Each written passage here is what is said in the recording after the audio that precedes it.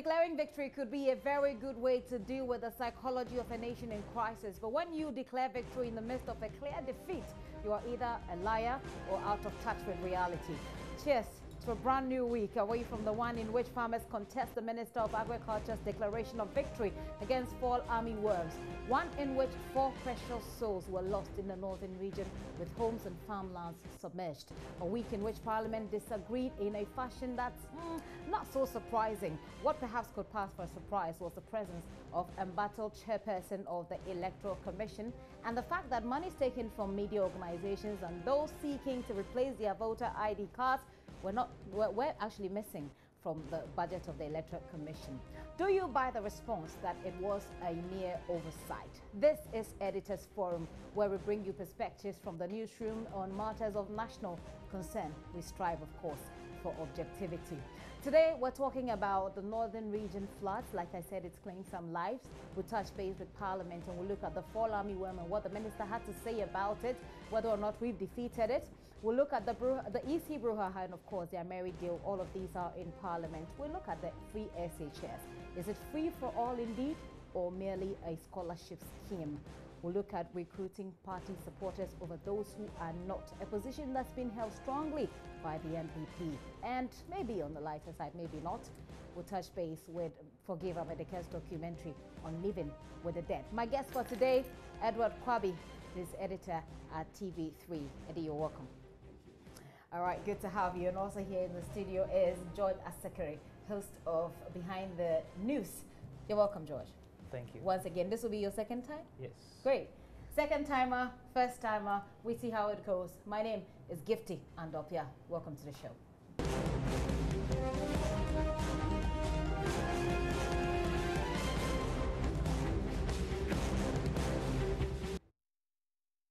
All right, so I'm just going to kickstart, and I'm smiling a lot. I'm smiling a lot, actually, because of Eddie. We used to be colleagues at the Flagstaff House, where we were presidential correspondents. And his face, just looking at his face makes me laugh a lot. I don't even know why. But anyway, let me start by asking my guests today what their biggest news item has been for the week. Let me start with you, George. Since you are a second timer, you're already you're familiar with the terrain. Okay. My biggest item was the fall armyworm. The fall armyworm. Okay. Yeah. And the minister's response. Yeah. Why would that be the biggest issue for you? It was interesting because I'm a farmer myself. My parents are farmers. And so I know what is on the ground practically. Okay. So watching what is on the ground and hearing what the minister is saying and what the journalists had to say. And I was like, if I were a parent and these journalists were my kid, I'll whip them. Okay. Because I've asked the minister to go and solve a problem. He's come to tell the world I've solved the problem. Journalists have gone out with pictures to tell the world that no, the problem exists. So why will you whip the journalists? Because you are putting somebody in trouble. Putting who in trouble? The minister in trouble. How? Because appears he's not telling the people the truth. Oh, so we are putting him in trouble, or he's putting himself in trouble? You are putting him in trouble. He would have lied his way out, but for you. Hey. Eddie, I don't understand that. Maybe you do. I don't know. Lied his way out. The minister was quite clear in Parliament. He said they've defeated the fall armyworm. Okay. And I told my guys to be playing that soundbite because it's quite instructive. To say that you've defeated the fall armyworm indeed tells the whole nation that, I mean, we've dealt with the problem. We've dealt with the problem. And then we call our correspondents dotted across the country and they tell us something indeed else. The fall armyworm have even multiplied. That is from even the northern region. Okay, we'll be get into that particular topic and talk about it. But what for you was the biggest? What has been your biggest news this week? Well, I would like to go with the free SHS policy that was launched. Why? I would have gone for, of course, Madam Charlotte says appearance in Parliament. Yeah. But let me quickly touch on. You know, the free SHS. If you look at the whole campaign period of the NPP and the kind of noise that they made about the policy, and now they are telling Ghanaians that it's not going to be that free because of the kind of they're trying to sieve a lot more. It appears it's not as free as perhaps a lot of us have expected. But okay, so that's your biggest story for the week. We'll get to that and discuss that as well. But let's start with the northern region. I mean, let's start our discussion properly with the northern region and look at the floods that claimed about 4 lives. It's been 5 days already, and the victims are still crying for help. And I'll watch this story from a part of the region called Zenga. Hashmin Mohammed put it together. When we return, we'll talk about the floods and whether or not Ghana will ever be ready for any of such disasters. Last Tuesday's heavy downpour in Janga, a farming community in the Savulgo-Nanton municipality in the northern region, did not only submerge houses and farmlands in floodwaters in the area, it also cut off some parts of adjoining communities to Savulgo, the district capital. Chief of Janga, Na Malik Al-Hassan, tells Joy News his people have lost many of their properties and farmlands in the flood. We have lost so many properties in our community here. So as at now, you people, we need NADMO. They should help us because we have lost our farms, hundreds of acres, our houses. Even many people lost the place they are sleeping, they are staying. So on behalf of the governor and our MP and our regional and our district, we are looking for you to come and help us so that we will get peaceful mind. Residents in this community are said to be defecating in open places, and this a victim of the flood. Al-Hassan Abdul Latif fear there could be an outbreak of diseases as the floods have deprived them of appropriate places of convenience. What I'm afraid, although we haven't received it yet, because many of the sources of water that we have are now polluted. The dam is the main source of water, drinking water for the people in this particular community. That one too has been polluted. So we are calling on benevolent organizations, NGOs, the national disaster management organizations, and the district assembly, and any other person who sympathize with us. Some of them have lost everything. Some people, except the clothing that they wore that day, they don't have any other things. Member of Parliament for Nanton constituency, Alhaji Mohamed Hadi Tufedu, who visited the area, consoled with them and appealed to the National Disaster Management Organization, NADMO, to come to the aid of the victims of the flood. So on behalf of the very good people, I appeal to philanthropists, people who have support in the nature of zinc, cement, and all that will help us come to this one. People support. They need it so very much. People must come to see things for themselves, and the support has to come by all means, from government, from whoever can push for us. For Joy News, Hashmin Mohammed reports from Janga. So you've seen that story, and it is not just Zenga. There are other communities in the region that's facing the same problem. So this afternoon, one interesting thing, I listened to an interview on our radio, Joy FM Midday News, and the member of parliament was saying that the NADMO officials there apparently had coordinated with meteorological agency, and so they sort of knew that there was going to be a storm, and they told the NADMO office in Accra headquarters to send them relief items, but that has not been done. It's been 5 days, and the people are still asking for help. I mean, the victims are still asking for help. It's like, that's why I'm asking the question, will Ghana ever be ready to deal with such instances like this? Because this is just the northern region. We're talking about countries where there's been hurricanes, etc., and they deal with it. This is just the northern region, and we can't seem to deal with it. Let me start with you again, George. Well, first, my condolences to the families of those who lost, the people who died. It is news because we are not used to such from the northern region. I'm sure if it had happened in Accra, it wouldn't have been news as in that. Rather. But Accra is noted for flood and those things. But Tamale, it's happened. Very unfortunate, but it tells us something.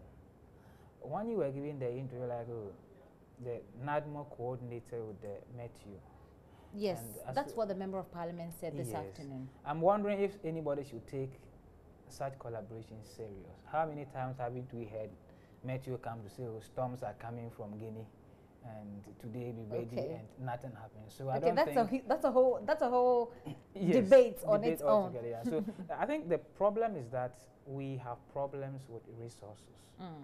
They are not enough. If we had the resources after the disaster, we could have solved this problem. But we don't have the resources as a country. Really? We don't. What do you say to those who say that it is not a matter of resources, it's a matter of lack of value for human lives in this country? Because we have money enough to build a house for vice president that's cost what, close to 14 million cedis, and we don't have resources. I think we have a lot of resources. And such monies are budgeted for. And so before the year starts, the state would have budgeted for what it wants to do.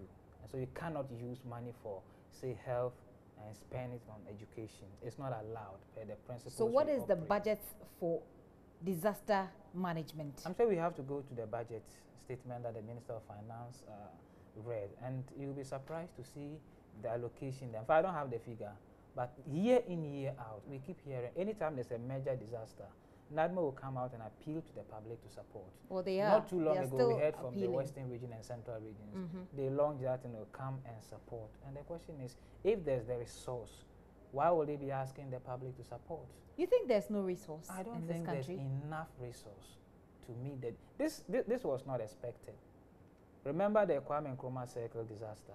Okay, so you say it was unexpected within the context that people do not generally believe the meteorological agency. I don't believe them anyway. If they tell me it's going to rain tonight, I mean, that will not be enough for me to rush home or do something. Eddie, lack of resources or lack of value for human lives in this country?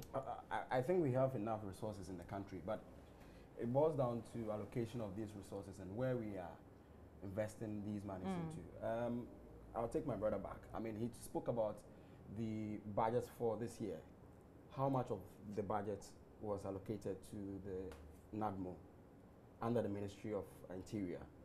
We will go into it and we'll find out that after the ministry disperses monies to the Ghana Police Service, to the Immigration Service, to the Prison Service and all that, you will find out that there's a meager money that was sent to, amount that was just sent to the NADMO. So I think that we are not paying much attention to NADMO. People think that they are just a firefighting institution. We only call them in when they are needed. We don't place value on NADMO. If you remember, 3 years ago when that scandal hit NADMO, when Mr. Kofi Potofe was then the director of NADMO, I mean, it was alleged that they mismanaged funds. And that was a way of trying to limit resources that will be subsequently sent to that particular outfit. Because of that, we normally don't pay attention. That is, government don't pay attention to the monies they send to NADMO because they think that, I mean, the kind of corruption around that institution. Is that the problem of NADMO, or the problem with NADMO really is the politicization of that particular institution? Politics has divided NADMO off, or has changed the nomenclature of NADMO.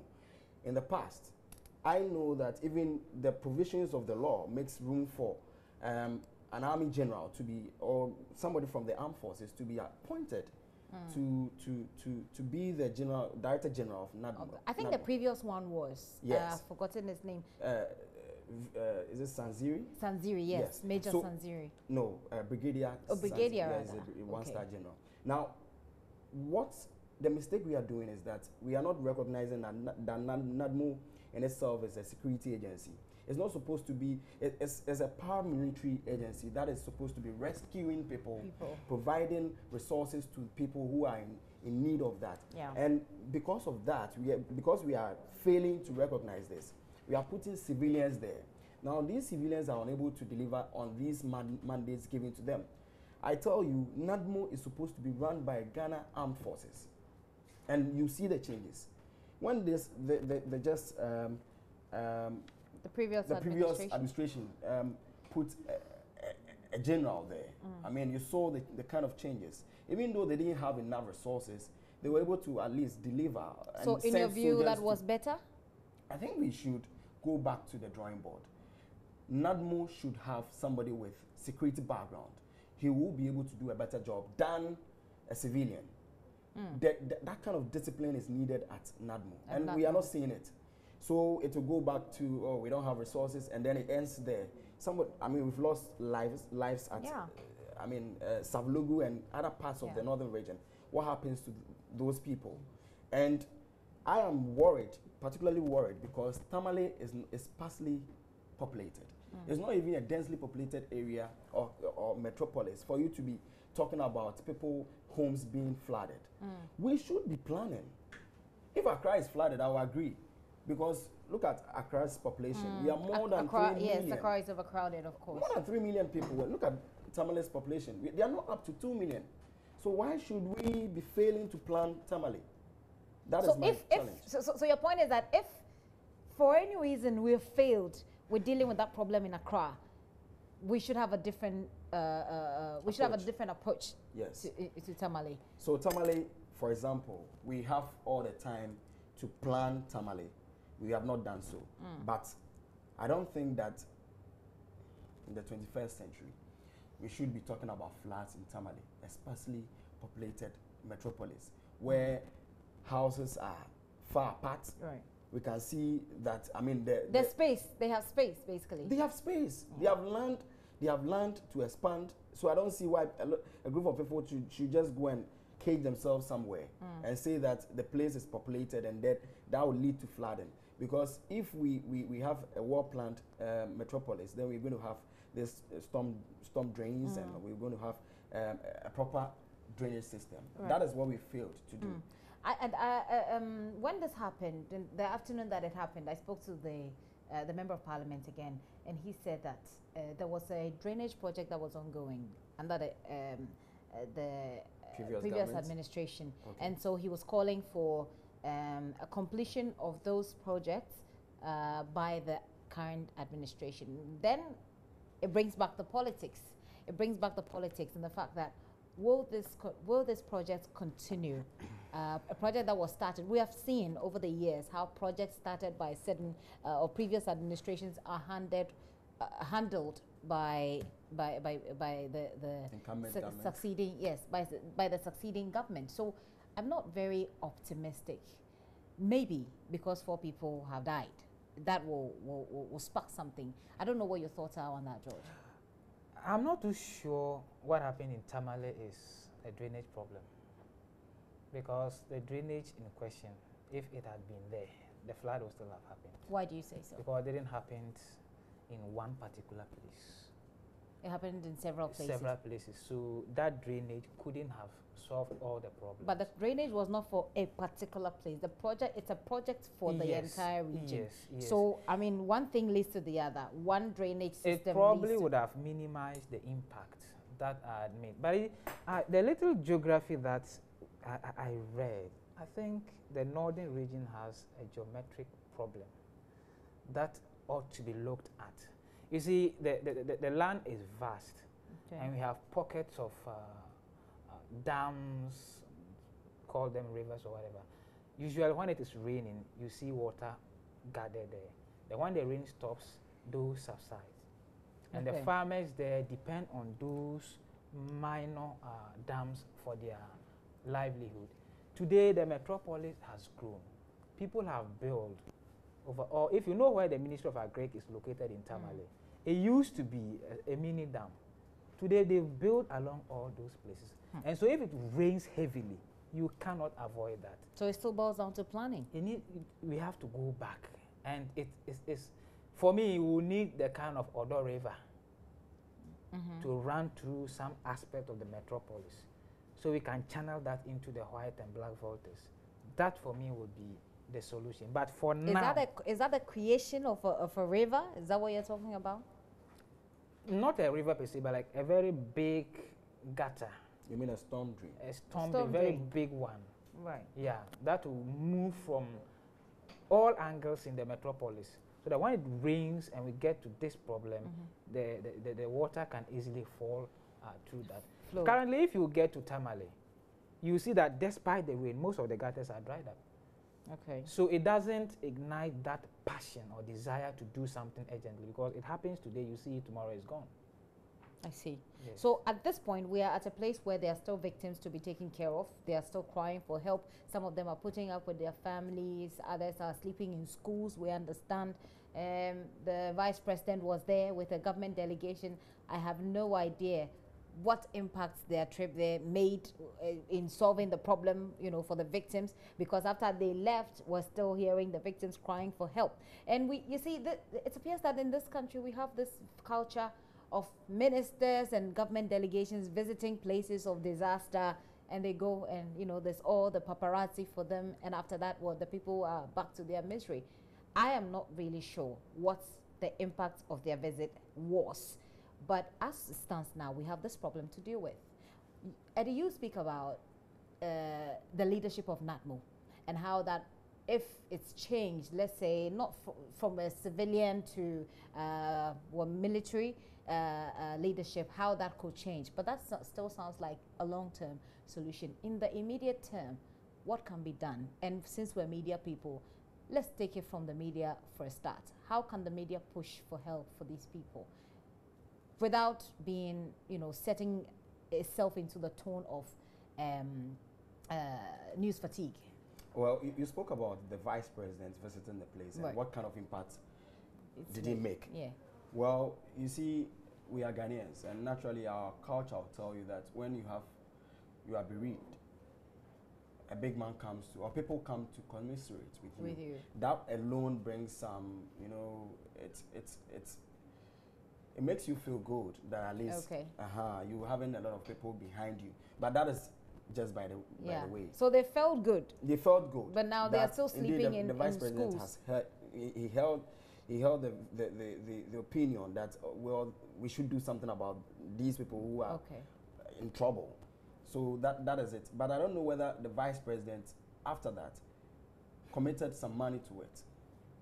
I wouldn't know. Well, we would have to get in touch with her. If he had done it, we would have been. We would have heard. Okay, anyway. No, well, maybe they did so behind the scenes or something like that. But you see, it should tell us something. When the current Tamale mayor, Musa Superior, took over, he began some decongestion exercise there, and the massive resistance that he faced. Today, I'm sure he should be vindicated, because I was one of those who criticized him. And so, about Tamale too, what are you decongesting? But with what has happened, I'm getting the impression that the man thought ahead. And so it should give him the courage to go ahead with what he has on paper. But what ought to be done now? What ought to be done? You see, I think the media is overhyping this thing. You think so? Yeah, I mean, when four people have died, and you see in the media you put the figure there, so it sounds like a figure, but it's actually human beings. Yes. Human beings like your father, your mother, your sister, your brother, your wife, your girlfriend. Of course, you're not married, so your girlfriend. Yes. You see, in northern Ghana, the way people live is different from how people live in the south. Tell us about it. I am from the Upper East region. Okay. And I didn't stay much in the Upper East. I have friends. So when I go to Bolga, I feel comfortable spending the night with my friends. And when I do that, it becomes a big problem.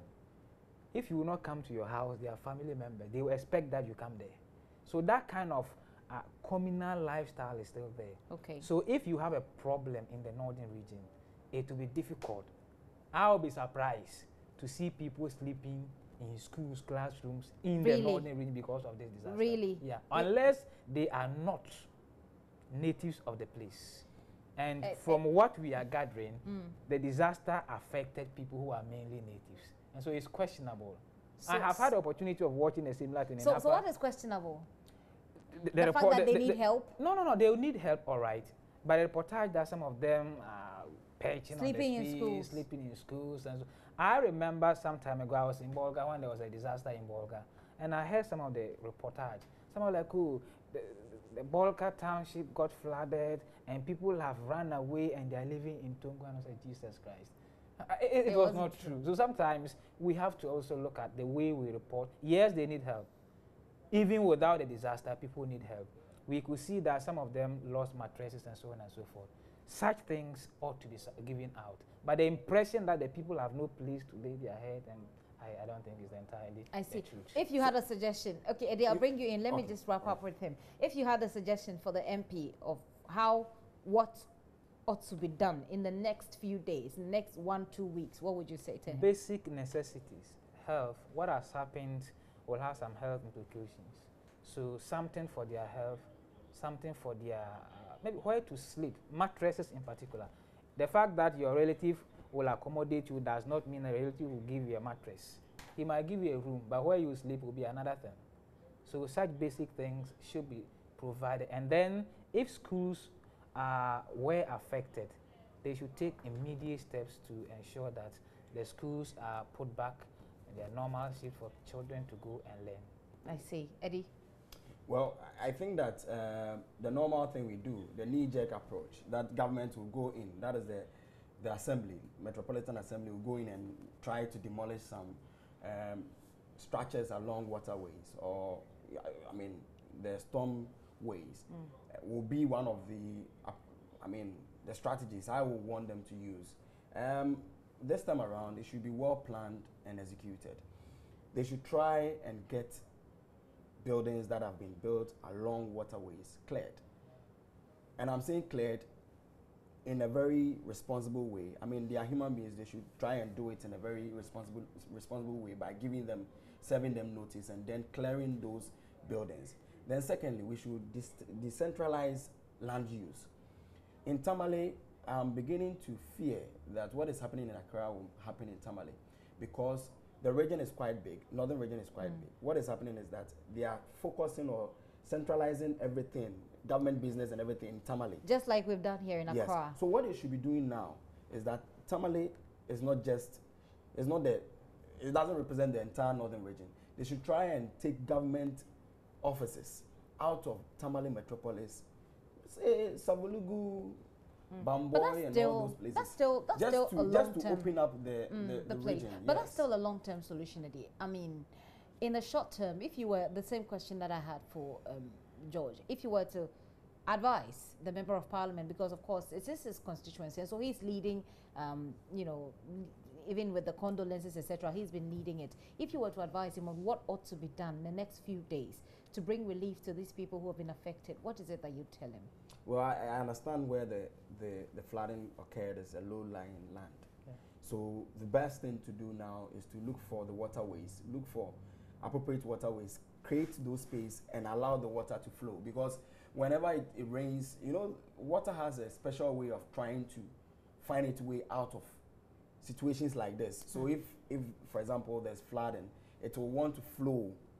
Water will rather want to take the place. Of course, water has a lot of strength. So if it goes and hits a blockage, then it will want to find a different space and move. If they can right now go in with their surveyors to look at the waterways and create space for it, I'm sure within 2 weeks from now they can start doing something like that. Create waterways where the water does not find a temporary solution. Yes, temporary solution to it. I think it will ease the kind of challenge we are facing in the northern region now. I see. All right, that will be your final words on this.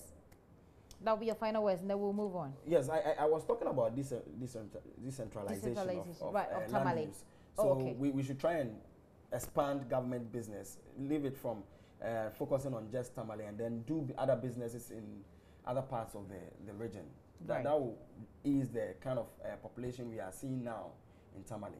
Okay. Well, you're still watching Editors Forum. Of course, I have Edward Kwabi, editor at TV3, and George Asekere from GBC. Well, let's move from Tamale to Parliament, where of course, this week they had a whole lot of issues to deal with, from the Electoral Commission, from the inviting their Greek minister to Parliament, and of course the Ameri deal that's ongoing. Those issues are there, and of course there was also the Gizmo too. Now let's start with the Greek minister. He told representatives of people from across the country, of course that's what Parliament is made up of, that the fall armyworms destroying thousands of hectares of farm yield has been defeated. There is a response from the Upper West region in this report by Rafik Salam. to say that all has not been well with maize farmers in the country since the invasion of their farms by the fall armyworm is an understatement, and the Upper West region is no exception. The first site of the fall armyworm in the region was in the 4 districts located close to the Black Volta before moving to the other 7 districts in the region. Provisional figures from the Upper West Regional Directorate of the Food and Agriculture peg the number of maize farms destroyed at 13,000 hectares. One major concern of the maize farmers is the inadequate chemicals for them to spray their farms.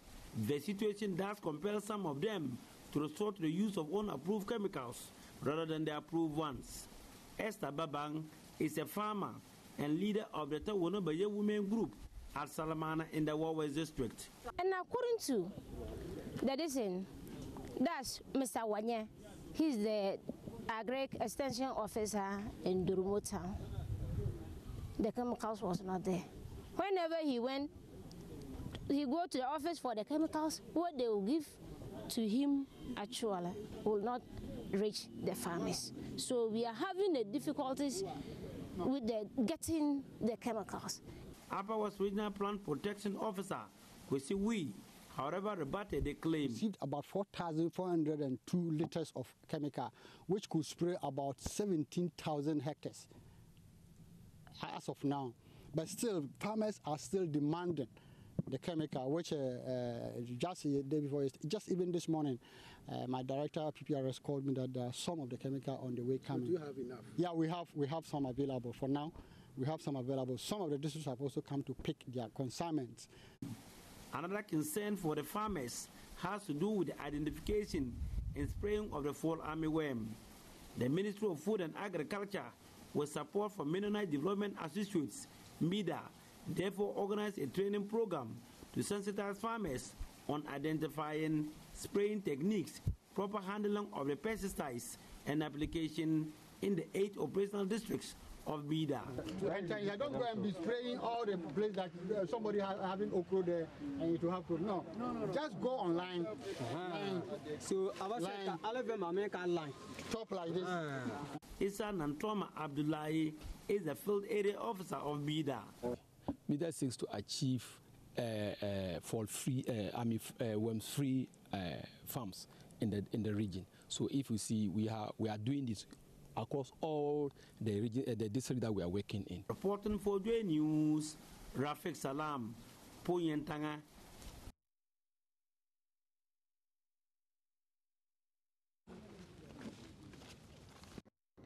I would like to take this opportunity, if you may allow me, to assure the nation that the fall armyworm invasion has been defeated by my government, totally defeated. The impression which has been created by some people that the armyworm is consuming planting for food and jobs, Mr. Speaker, is not correct, it's wrong. This is why we are in anticipation of the surpluses that we are expecting. We are making frantic efforts in order that we will store and make sure that not one single bean or one single grain is lost at the farm gate because of lack of markets. But Mr. Speaker, I want to give the honorable member some statistics to prove what we are saying, if I may. The total area affected by the armyworm came to 112,812 hectares were affected. The Speaker, were affected. There's a difference between affected and destroyed. And that is why a lot of people get confused. The total number which was destroyed was only 14,430 hectares. Only because it does not even form 2% of the total area under maize alone. Never mind the total area under all crops in Ghana. So there is a huge exaggeration of the possible impact of the armyworm. And my experts, Mr. Speaker, my experts at the ministry and I believe they are some of the best in the world, have very sure that the armyworm is under total control.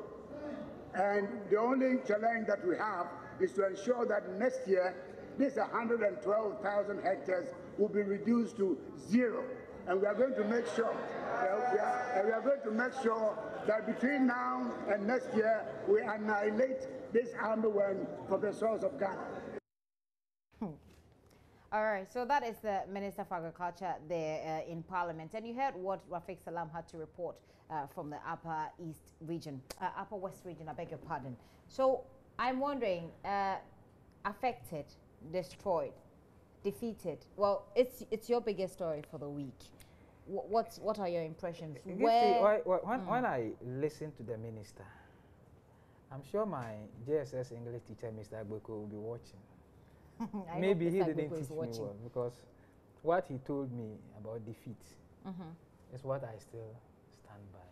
But if you come and give these figures and you tell us, you see how passionate the minister was. Was he passionate? Yeah, he was speaking. Shouting? I mean, not shouting. I mean, speaking on top of his voice. Yes, as if, somebody who meant what he was saying. Okay, that's what you meant. I had a problem with that. But when he was about ending, he said, my technical officers have told me this. So I said, well, chances are that your technical officers might not have given you the truth. Okay.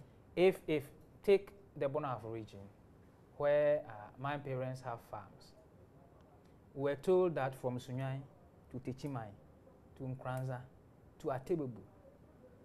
And if you know the road where a vehicle can pass from Techimai to all those places, and farmers in the midst of the forest tell you that their farms have been affected, I wonder the number of the so-called technical officers there who can get to the field to be able to report. Where I have, where my father has a farm is called Yerepemso. Yerepemso. Yes, I like the name. Now, you can't even go there with your Ministry of Agriculture. You cannot. They will have to struggle and come to town, the nearest being Kintampo. Sometimes with bicycles, they come out 6-7 hours. Wow. So how do they get their produce from the farm? It's another story altogether. Wow. But see, they will come and manage to tell people that this is the situation. And somebody puts big coat and tie somewhere, and he tells you that no, that is not the case. I had the opportunity of speaking to the minister's technical advisor on Radio Ghana. And after talking to him, I called farmers from the Bonaf region, Tichiman and some other places. And what was the report? The report was that no, the problem is still there. In Techiman, the people said they hadn't had enough. They've heard that some farmers have had the chemicals. Others know. When they go to the municipal agric office, they tell them that there are shortage of the chemicals. But the officials from government will come and tell us, no, we have enough chemicals on the ground. And for me, it's like pregnancy. I'm told no matter what you try to hide it, it will come out. But this is going to come out. I mean, when the pregnancy comes out, it's a good thing because you're developing, you're bringing a human being, yes. You're growing a human being. But this, if it should come out as a pregnancy does, it's going to blow up in our faces as a country, and it's not good for our food security. Well, as we speak, we don't have enough food. That is why we go to the shopping malls and others to buy basic things. I'm sure we've had our own food stuff produced here. A lot of people will not be trooping to the malls to buy. The argument is that those in the mall are cheaper. They may be cheaper because our farmers go through a lot of difficulty in producing. And so they won't come and sell it as cheaper as the malls do. So that's the problem. So he shouldn't come and tell us that. It's actually more expensive in the mall. If you come, yeah, depending on what you are buying actually, but if you are buying chicken, it's cheaper in the mall than if you are going to Kanesi Market. I don't think so. Well, I don't think so. So if you come and tell me that 112,000 acres. With what he has said, the minister has said about declaring defeat of fall armyworm, etc. Where for you does that leave farmers so that I can move? Disappointed, highly disappointed. The farmers should be disappointed in the minister and these utterances. You see, that's a problem I have sometimes with government. You are not pleasing anybody. if there's a, look, we are not magicians. These things will happen. They are natural occurrences. So if they come and we have difficulty, yes, it's a difficult thing. We should be honest. We should be and honest then to open tell the and then people. we'll deal But you with don't come and tell. So if I'm a farmer and I know that when you go to Yapimso, a lot of farmers are suffering. And as far as the impact is concerned, they have not benefited from whatever support from government in Yapimso. And Yapimso people are listening to news these days. They hear everything. Then you go to parliament and tell everybody that the problem has been solved. So it's an insult to the farmers, seriously. It's an insult to the farmers. The farmers should be disappointed. Eddie? Well, the day the minister made the statement that they've defeated Fall Armyworm, the interesting thing was, first of all, to verify what the minister was saying. So just in that day, I mean, we contacted our Upper West regional correspondents, Upper East, and then Northern regional correspondents, and they sampled about 14 farms. 14? Yes, 14 farms. And the news was that it wasn't true. The Fall Armyworm were still in place. It's in a way a harvest. In fact, what we gathered from our correspondents were that they had multiplied. Wow. Yes. And the farmers were saying that the chemicals given to them, I mean, those who benefited from the chemicals. So first of all, not everybody had access to this pesticide that was brought in by government. Not everybody got hold of the chemicals to spray their farms. So it wasn't entirely a nationwide thing. Now, secondly, those who got it said that the chemicals couldn't fight the Fall Armyworm. So the best thing to do was to apply omo, soap. Some even applied hot pepper. And it will interest you to know that these, I mean, omo, pepper, and those things worked better than the chemicals that the Agric Ministry supplied. So we've heard. Well, just so you know, omo is a detergent. We're not advertising for them, by the way. It's a detergent, but it's like we've lived with it forever. So that's why you easily hear. And these are farmers, so these are their own crude ways of dealing with the problem. But then what the minister has said, from George's perspective, is a disappointment. It's an insult to the farmers. Where for you does this leave the farmers when he says that we've defeated it? Is this something that's going to make government then relax and think that, oh, we have dealt with the problem, whilst the farmers continue to deal with their misery? Or is it something that, you know, well, now that he said it and people are speaking about it, that it will help to actually deal with the issue? I think the handlers of the Minister of Agric should be telling the minister truths, not half-truths. He doesn't need it. If the technical advisors are telling him that they've defeated the Fall Armyworm, it's just a matter of visiting the farms to verify. I think that he shouldn't depend on... But you just said, Eddie, that it's not easy. They won't be... Will they be able to... George also said it. Will they be able to visit all farms in the country? They will not be able to visit, but I think that they should... This is why Ghana, we have a problem. I mean, if you are trying to verify something, that's why we have district officers. They have district officers, they have metropolitan officers, they have municipal officers, then you have regional officers. I mean, that is how the chain of command should be. If you need to verify something from the district, let it get to the regional officer. He then directs the other officers to verify for you. I think it shouldn't be a big problem, or it shouldn't be a big deal.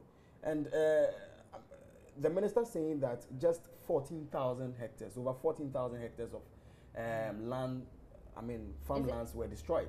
Okay, is that 112,812? That was affected. He says it was affected. Right. But in road figures, over 14,000 hectares were destroyed. Okay. And he thinks that we shouldn't be worried. Because it's less than 2%. 2%, yeah. I am worried. For a country that is importing basically everything, if you are allowing 14,000 hectares of food to go away, then, I mean, we are not serious. Even if we were 0.5% that we were losing to a Fall Armyworm, I still be worried, because this 14,000 hectares of land, food crops, could have contributed to our food security.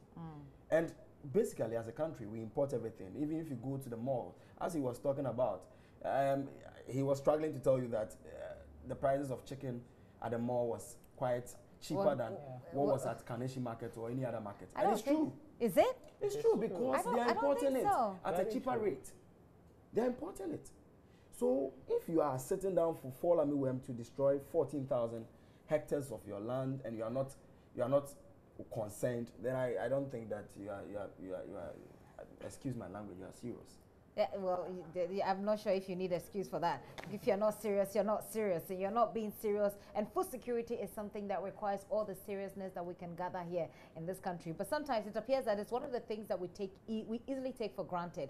Because yes, if you can easily grab your wachi from across the street, you can easily get your papaya if that's where your taste is. And so we don't really take some of these things seriously. But it appears that this is a problem, and those in the northern region said that the floods actually helped deal with it. Now, I don't know what that means. I don't know if your correspondents have explained anything to you. Well, yeah. Well, she was telling me, that's a lady, she was telling me that what happens is that, you know, rainwater moves with a kind of speed. Okay. Yeah, so, and these animals are stuck to pests, pests are stuck to the produce, the leaves, yeah, the leaves and all that. So when the water washes away, it washes them away. I mean, it takes away the fall armyworm. That is. But does it kill them? It doesn't kill them, but it takes them away from the farms. More like using the rainwater to irrigate the farms. But at the end of the day, it washes away the pests because of the speed it moves. It moves with. I see, George. You have family who have been affected, so you are directly affected. Yes. We should put it that way. Beyond disappointments and beyond what should be an insult to the farmers, what ought to be done? Earlier there were calls for a declaration of a state of emergency. Would that have survived? We are far from emergency. I don't think it's not an emergency. It's not a state. It's not. But see, if you tell me 14,000 is insignificant, because you are unable to tell the number of families that are involved. They have kids, they pay school fees. So for them, it doesn't matter. That's where I'm coming from. But I think for now, the minister should either get to the field. Sometimes the evidence is there. You watch the news, the channels, you see pictures. So is the minister telling us that this morning I saw some from your northern regional correspondent? Yes, exactly. Yeah. Is the minister telling us that what is on the screen should be subordinated to what the technical what they are saying, like giving him, which is on paper, probably without pictures? That is a problem. So he should find a way of getting the truth from his people.